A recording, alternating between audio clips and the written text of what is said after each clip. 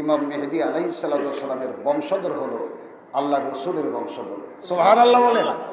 কার বংশধর? মুহাম্মদুর রাসূলুল্লাহ সাল্লাল্লাহু আলাইহি সাল্লাম এবং তার যে মেয়ে কলিজার টুকরা আল ফাতিমাতু গৌসাতুম মিন্নি, যিনি আল্লাহ রসুলের কলিজার টুকরা হযরতে মা ফাতেমা রাদিয়াল্লাহু তাআলা আনহার দুই ছেলে হাসান এবং হুসাইন, তাদের এই বংশধর। যেরকম সুবহানাল্লাহ,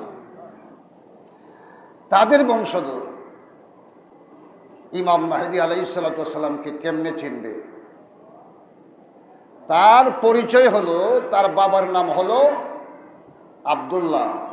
সুবহানাল্লাহ বলে। তার বাবার নাম কি? আব্দুল্লাহ। মাতার নাম আমিনা।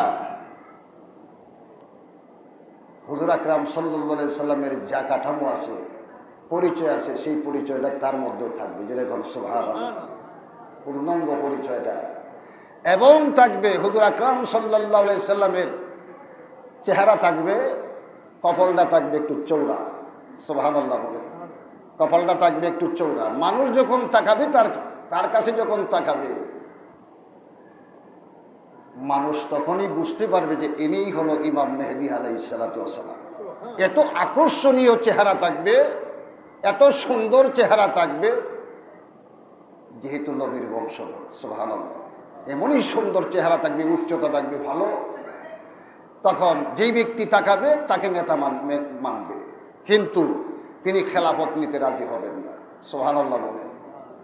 তিনি জেরুজালেম থেকে মানুষ যখন পেরেশানি করবেন যে হুজুর আপনি খেলাফতটা নেন, পরিচয় যখন তার দিবে, সমস্ত পরিচয় পাইয়া, যেমন নবীর নাম ছিল কি? ইসমহু আহমদ। আরেকটা নাম ছিল নবীজির, ইসমহু আহমদ। আর উনির নাম থাকবে মুহাম্মদ। যেরকম সুবহানাল্লাহ, নবীজির নাম কি? মুহাম্মদ। এবং আসল নাম থাকবে ইমাম মেহেদীর মুহাম্মদ। সুবহানাল্লাহ। এইভাবে তিনি আসবেন। খেলাফত নীতি যখন তাকে জোরাজুরি করা হবে, অনেক জোরাজুরি করা হবে, তিনি কি করবেন? বাইতুল মাকদাস থেকে আবার চলে যাবেন মক্কায়। সুবহানাল্লাহ বলেন। খেলাফত নিতে চাইবেন, আবার মক্কায় যাইয়া লোকেরা আবার ধরবে। আবার ধরার পরে তখন তিনি কি করবেন? সর্বপ্রথম 313 জন একটা সংগঠন হবে তার। সুবহানাল্লাহ। যেমন বদরের 313 জন ছিল, মক্কায় মুআজ্জামায় যখন খুব জোরপূর্বক তাকে ধরা হবে, তখন তিনি কি করবেন? খেলাফত না নিয়ে আর পারবেন না। তখন খেলাফত নিয়ে সর্বপ্রথম তার এই টিমের মধ্যে আপনার মানুষের সংখ্যা হবে 313 জন। এই 313 জন নিয়ে যখন তিনি আস্তে আস্তে আস্তে আস্তে খেলাফত নিয়ে যখন আপনার সামনে বাড়তে থাকবেন, সমস্ত বিশ্বের মধ্যে লোকেরা